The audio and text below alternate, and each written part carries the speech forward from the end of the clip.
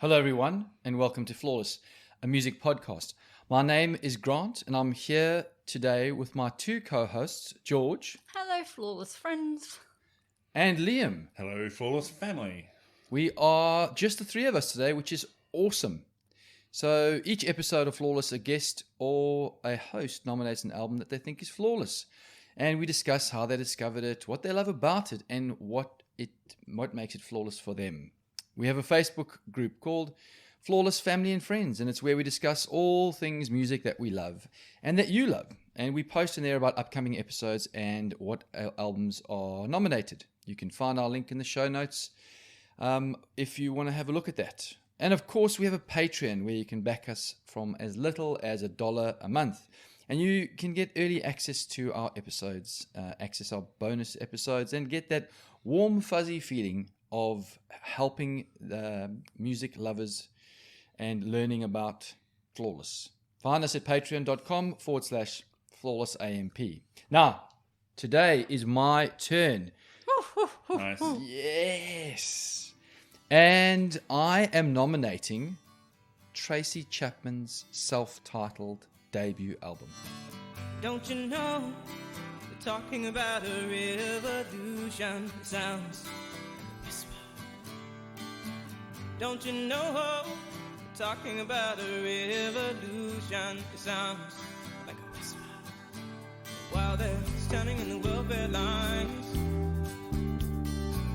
crying at the doorsteps of those armies of salvation, wasting time in the unemployment lines, sitting around waiting for a promotion.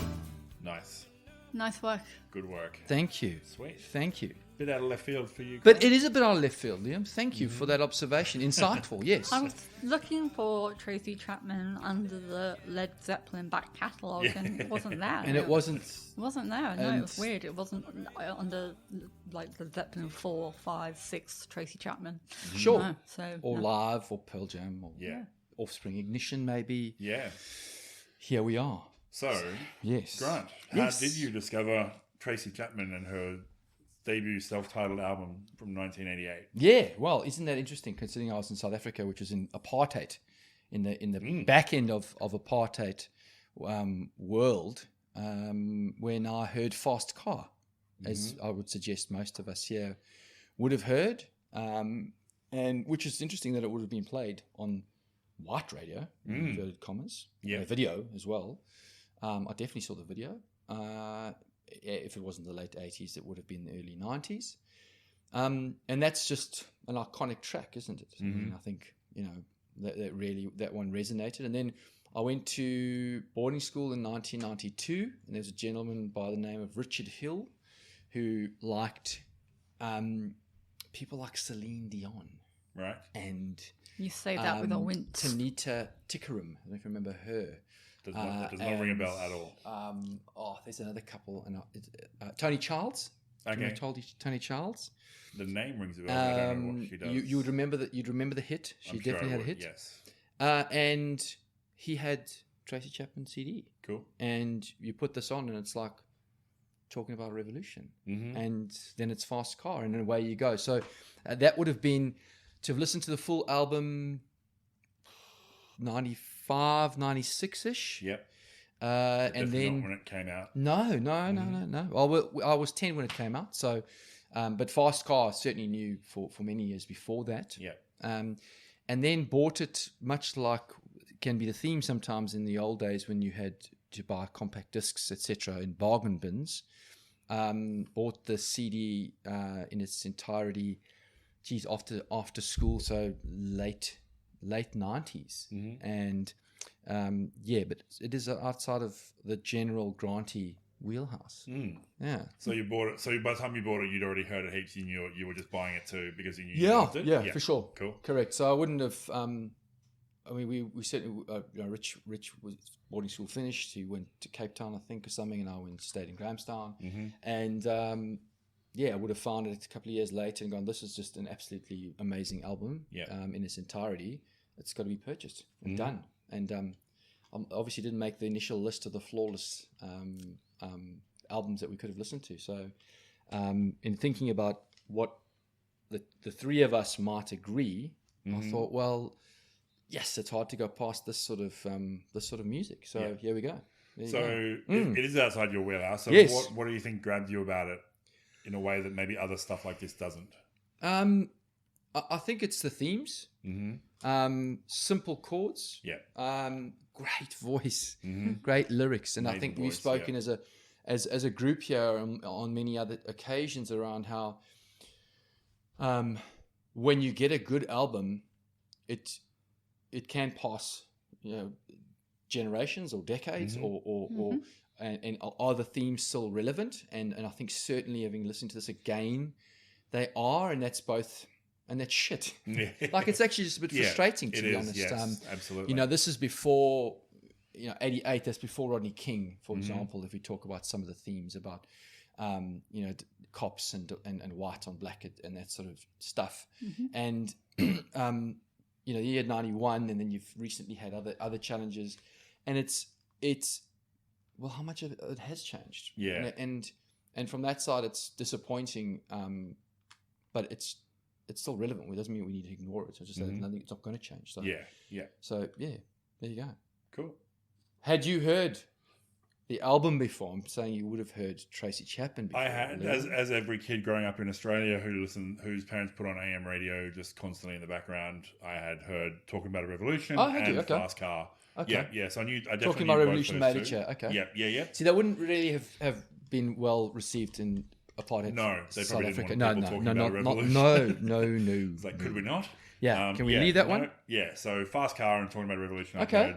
I've heard, but I knew who she was, obviously, iconic, well-known, influence on a lot of people, really awesome. I was interested of thinking about how many, there wouldn't have been a lot of black women playing folk music in the mid to late 80s, and then getting this kind of push and being like a world beater, because this album went everywhere and was huge everywhere.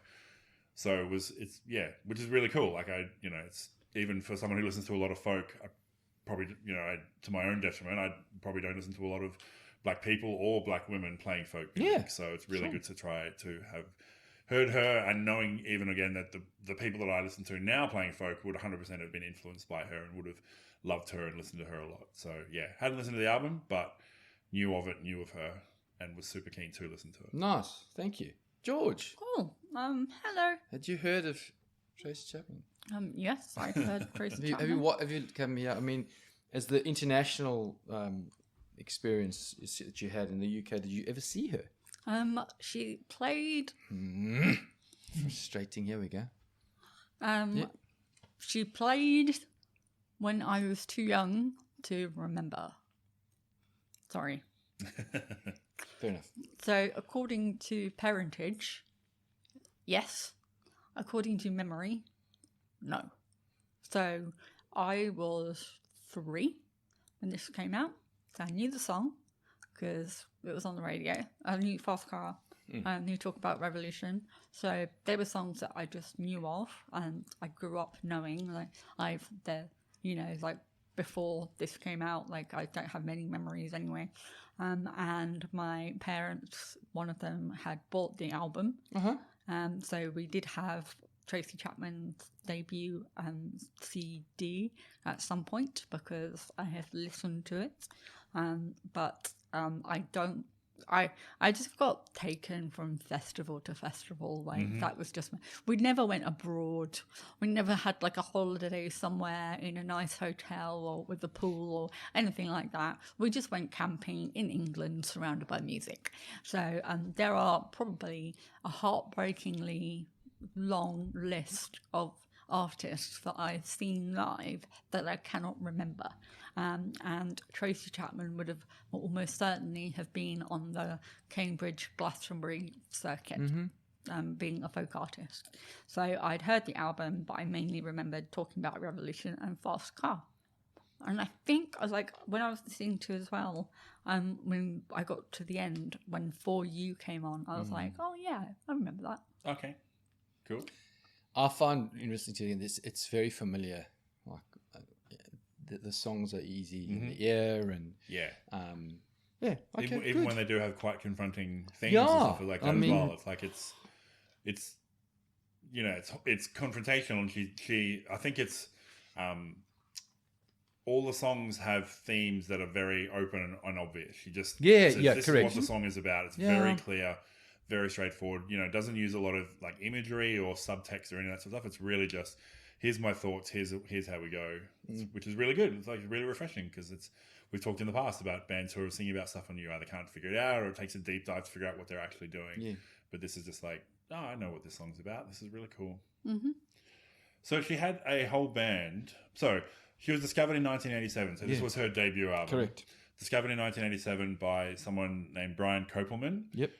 Who and his father had a publishing company, but she was just like, no, some dude's just messing with me. He's not serious. And so it took some work to grind her down and say, no, my father really is a music guy. You can really give me your stuff and trust me and do that sort of thing, to actually get her going. And then she went through a series of producers. So she met with a bunch of people, but she had a really clear vision for what she wanted the album to be and what her role was going to be on it. And she was meeting with people who I assume were like, oh yeah, we'll get some like famous people to come in and back you up, and it can be the Tracy Chapman band, and we'll make a big deal about this dude who's playing guitar. And she's just like, no, it's not. It's me. It's my songs. This is going to be my album. So she ended up working with.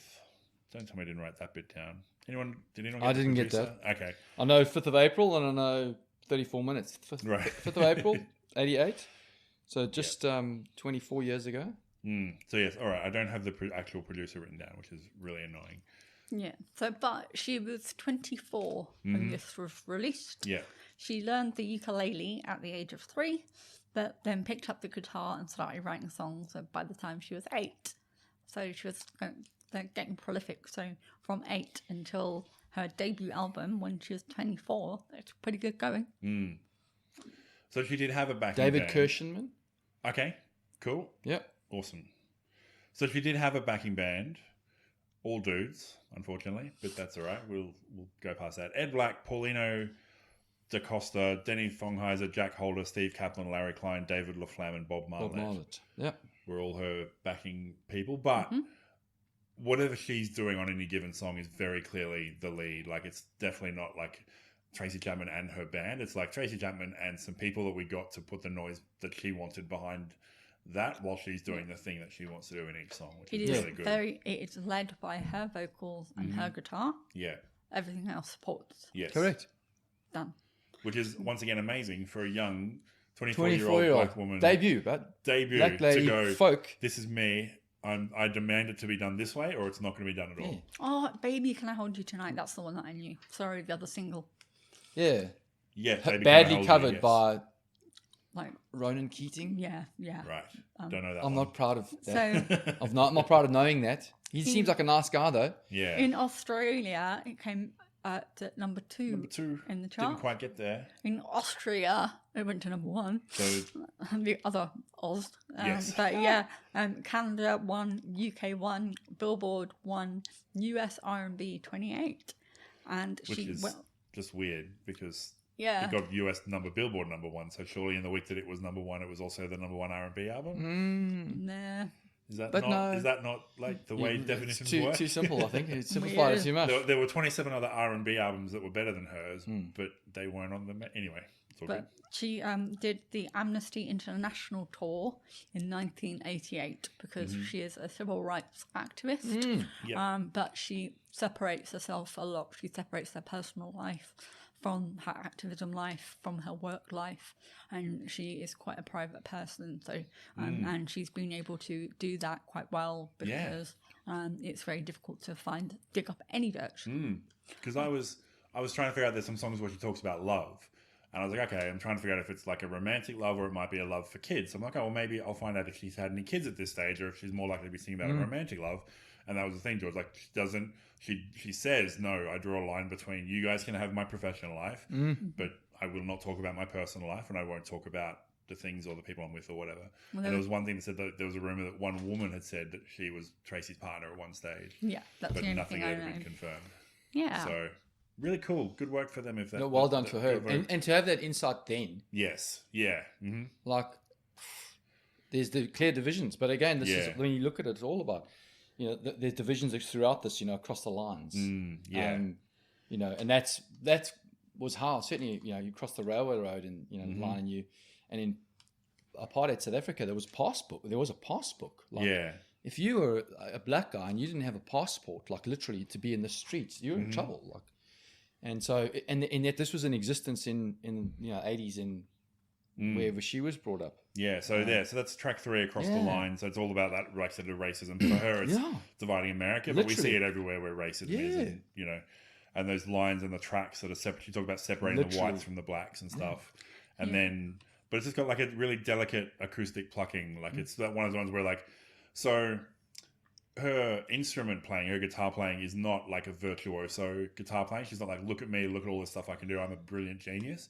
It's just really simple and stripped back and just, here's the melodies that I've created for the songs that I want to sing and the stories that I want to tell. And it's was there some all the better organ for or it. something in there?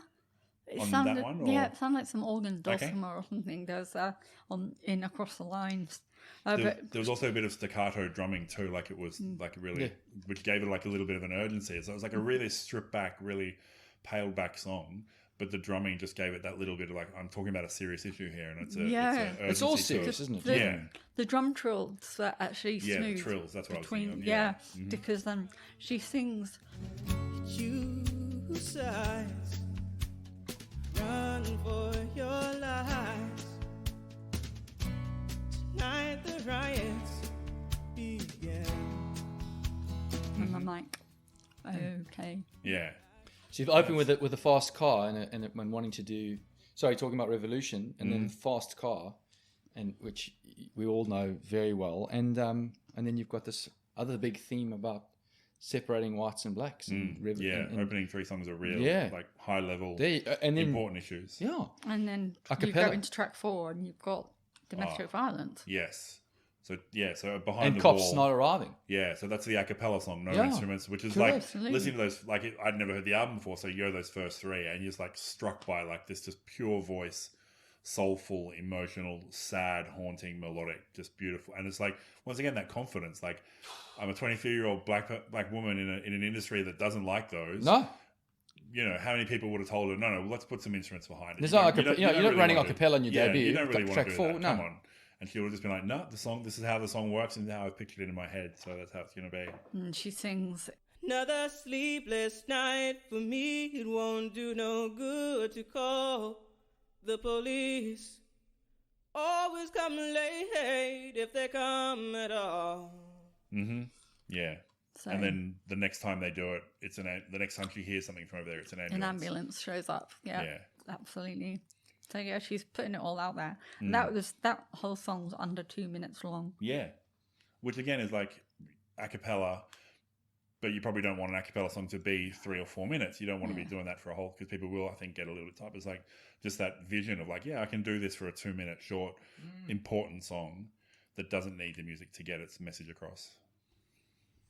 And then obviously, Baby, I Can Hold You. Baby, Can I Hold You Tonight? And no, one of my I can't believe. No. No, thank you. Simple one, and one of my favorites, which I thought couldn't believe wasn't a single, was Mountains of Things. I think it's a great song. Yeah, that's really cool. Mountains of Things. Just that like the stylophone, jungle beat, rhythm behind it, really cool, and the panpipe. Always like the panpipe. Bands. Bring in more panpipes because they're really cool. Yeah, I just wrote woodwind. Woodwinds. Yeah, sure, panpipes. Some kind of flute or wood. If it's a flute, it was a wooden one. And the material things going on. And her vocals are almost spoken a lot more in that one rather than sung, which is nice. Yeah. And she says, those who deserve the best in life know what their money is worth.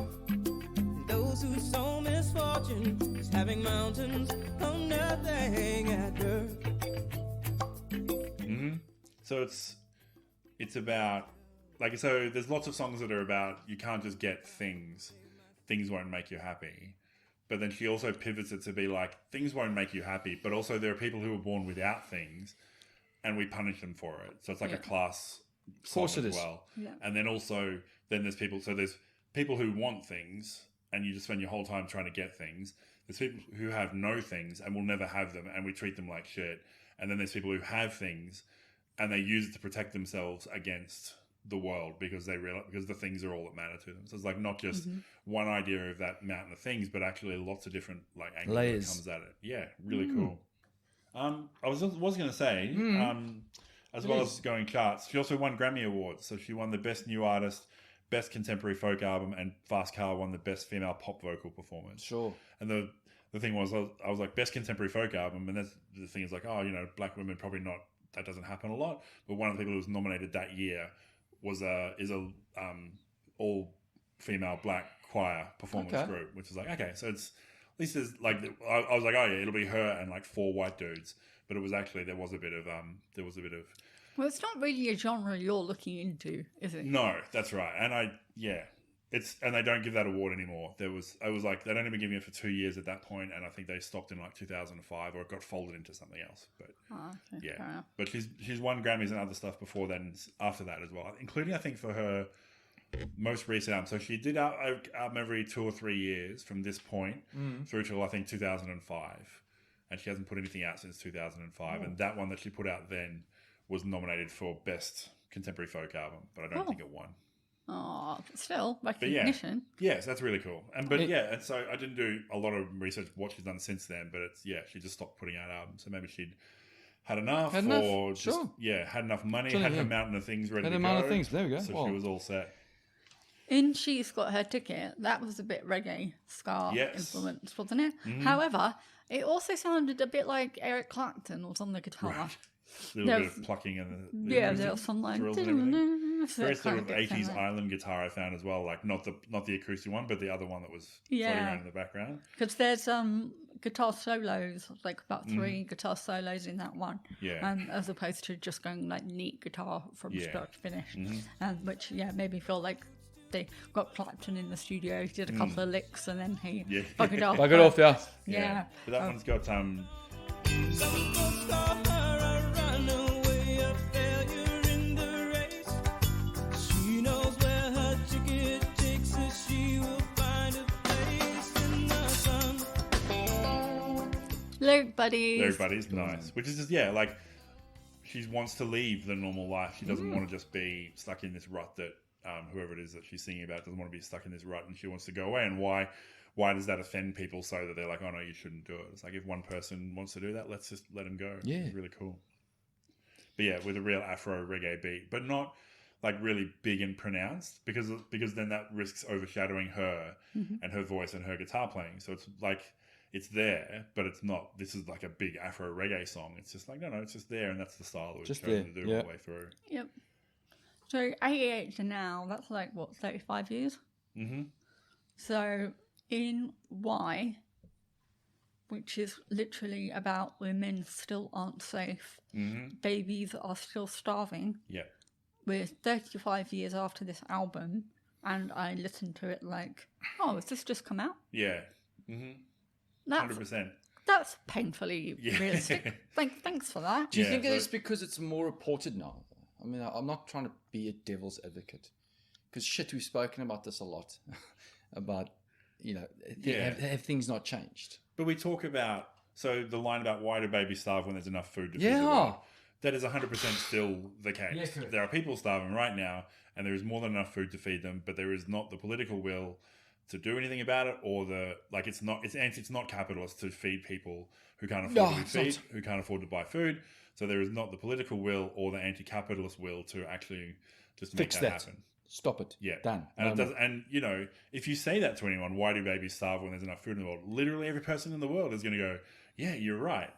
But the people who could do something about it, they're not doing it. Will go, yeah, that's right, but I can't fix it. Or we need a big ship. It's not practically, or I won't get elected next time, or some.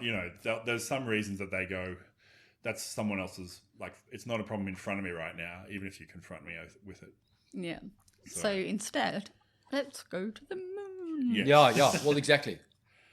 So it's like, why are missiles called peacekeepers when they're aimed to kill?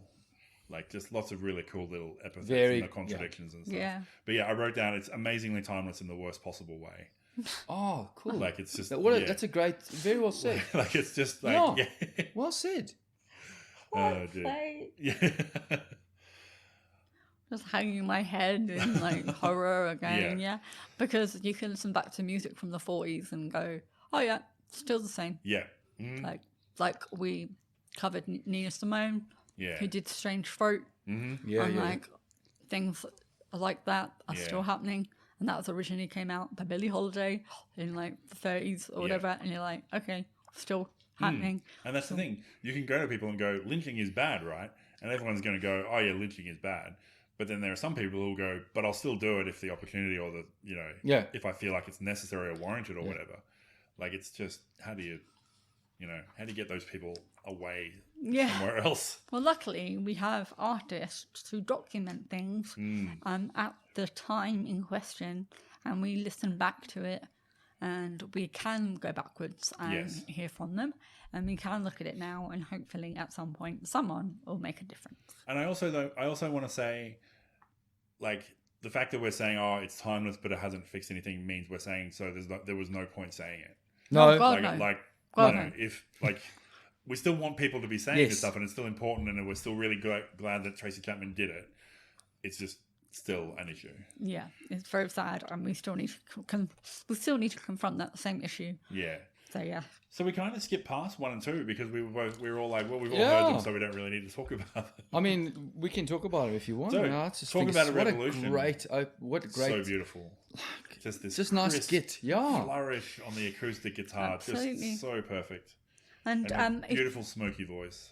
When I first heard it, and this happened with you guys with Nina Simone, when I first heard it, I was like, is it a man or a woman? Nice. And when I looked at initially looked at the CD cover with my little, like, big eyes, like, looking at it, I looked at Tracy, who's got very short, like, dreads, I believe, and stuff, and it's like almost a silhouette. But I was like, Tracy, okay, you're a woman, that's fine. But when I first heard it when I was a kid, I was just like, you could be either, because in the jazz world, you'd be surprised, like, artists like sounding like men or sounding like women and stuff like that. So I had to figure it out from the CD sleeve. But yeah, that was just my observation on that one. The other thing too, we talked about putting her at the center of everything. So this was one of the singles. The album cover is a photo of her. The single cover for the first single for Fast Car is a photo of her. And then the Talking About a Revolution single cover and Baby Can I Hold You are both photos of her. Like different poses and stuff. Yeah. But all the imagery with the album is not her and stuff. It's all just her. This is my stuff. To the extent that Talking About a Revolution and Baby Can I Hold You, if the Wikipedia covers are correct, are literally the identical photo, just with the wording of the literal name of the single changed. It's just exactly the same. Like they just go and Photoshop it, boop, boop, send, done. Fair enough. But yeah, like once again, really cool to just have her in the middle of everything. I really love it when she's singing the run part. Yes, really cool. But she also says, poor people gonna rise up, get their share.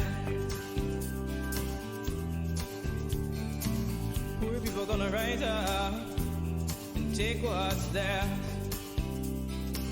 I really hope that's true, because there needs to be it feels like slow incremental change doesn't work. So we kind of need an actual revolution.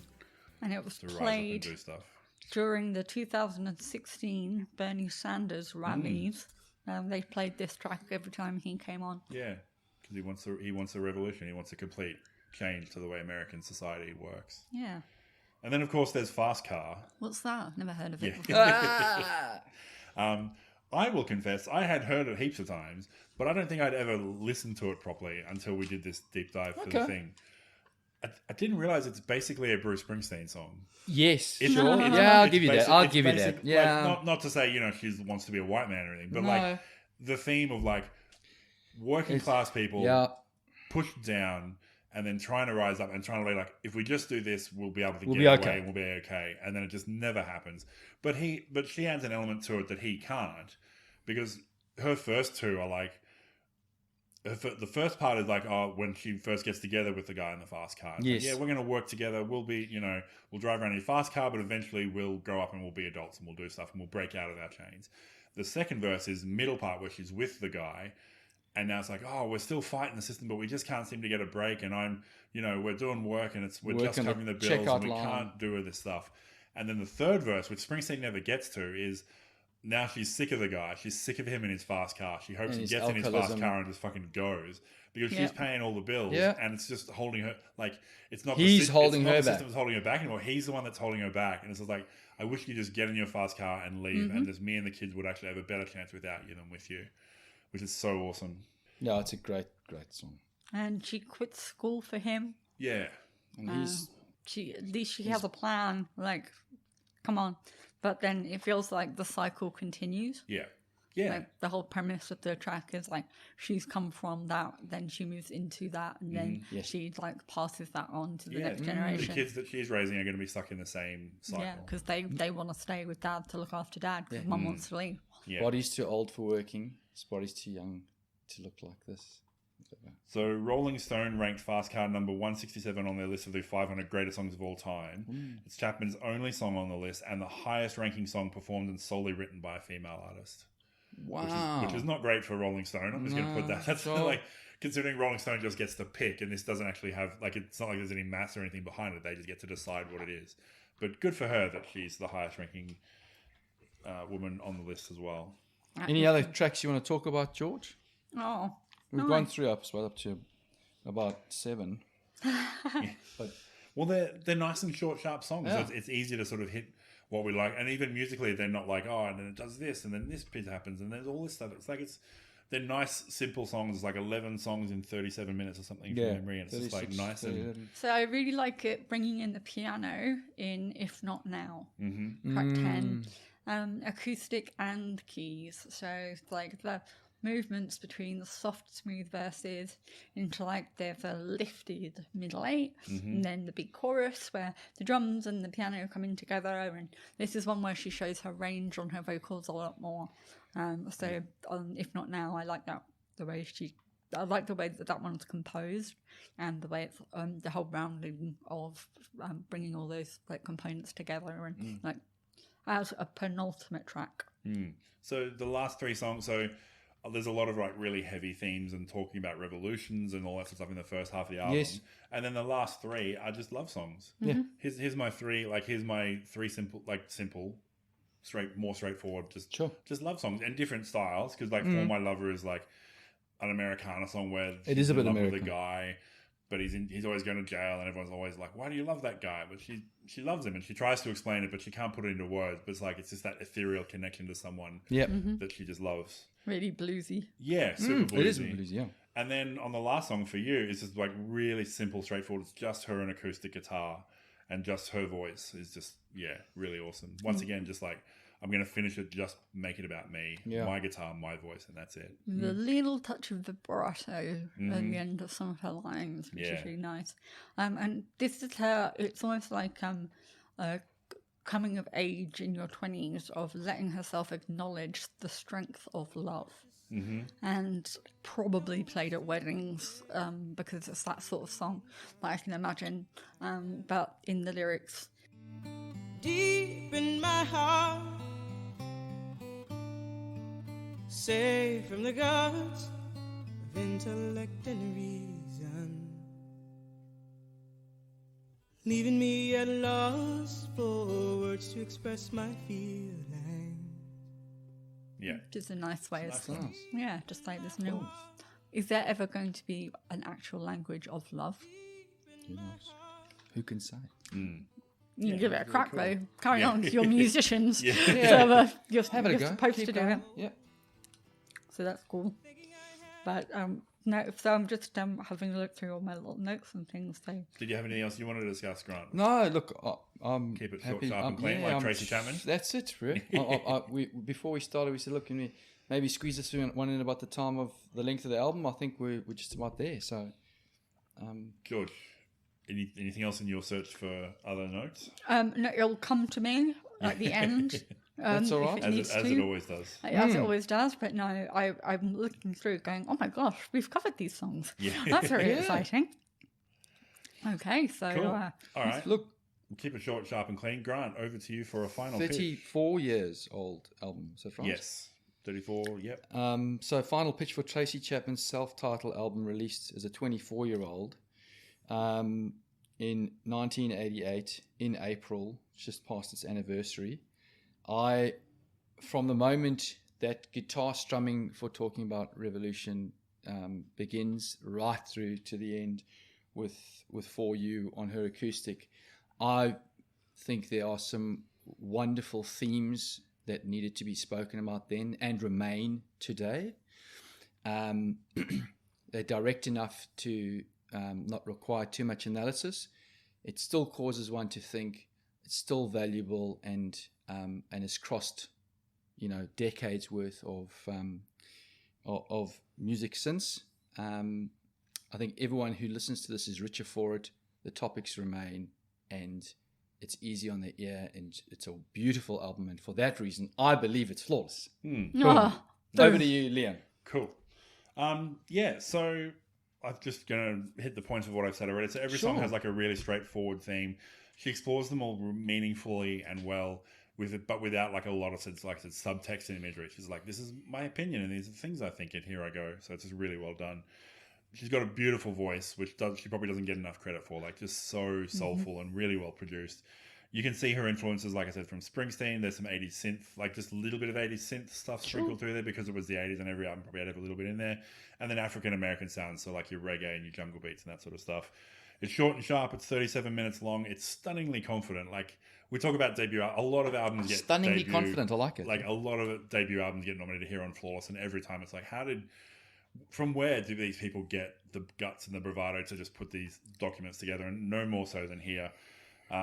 She didn't want to work with someone who wouldn't put her front and center, so she knew her value and knew her place, which is just stunning for a young black woman in that age, which is really good. Like I said, it's timeless in a bad way. All the things she sings about we're still confronting, but she does it so well that, yes, I think the album is flawless. Yeah. look at you go. Thank you, Liam. Oh, okay. No worries. Cool. It was a delight.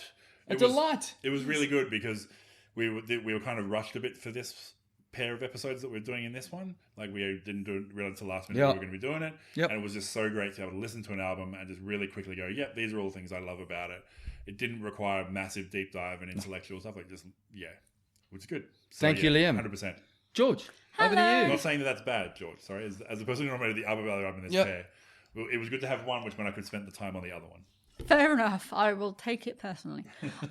Yes. So Tracy Chapman has been talking about a revolution, fast car, and Baby Gonna Hold You have been in my head since I was a baby, because it came out.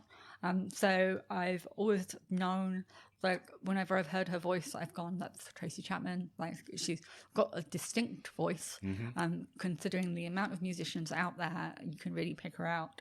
I think she tackles themes in a really delicate, poetic way that makes it easy for you to listen to, absorb, confront in your own way, without feeling like you're being punched in the face with how shit the world is. And I think that's a very smart way of writing lyrics, a smart way of conveying your message. She is a wonderful guitarist. I'm really glad that her family gave her a ukulele at 3 and she progressed from there. And as I said, her voice is unlike anyone else that I can think of. I love folk. I will forgive the 80s elements of the so there are elements from the 80s that I don't particularly enjoy, but I understand it is of its time. But I listened to this growing up, and I was really grateful to listen to it again, and I couldn't find anything wrong with it, really. So I would say that Tracy Chapman's debut album is a flawless album. Nice work, Grant. Number two out of 105 or something. And your first solo out. My first solo yeah, there you go. First solo win. Yes, there we go. Tracy Chapman, self-titled, flawless. Thank you, Richard Hill, wherever you may be. Yeah. Thanks everyone for listening. Thank you, Grant, for bringing it in as well. Yeah. Thank you. No problem. Excellent. Guys, we have Facebook, Twitter, Instagram. We are Flawless AMP on all of those. So you can join the conversation, share or like our posts or give us a rating. Every little bit helps find us more music lovers like you. As mentioned, we also have a Patreon at patreon.com/flawlessamp. If you'd like to back us, please check that out. Thanks again for listening, and we'll see you next time. Bye.